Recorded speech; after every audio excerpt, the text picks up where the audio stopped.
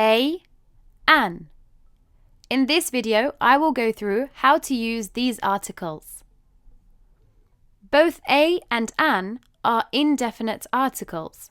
Therefore, they don't refer to a specific thing like the way the definite article the does.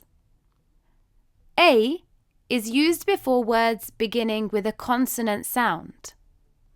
Consonants are all the letters excluding the vowels A, E, I, O, U, and sometimes Y.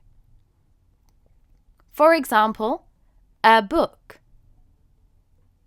The letter B is a consonant. A cat, a helicopter, a watermelon, a bottle, a train. An. An is used before words beginning with a vowel sound.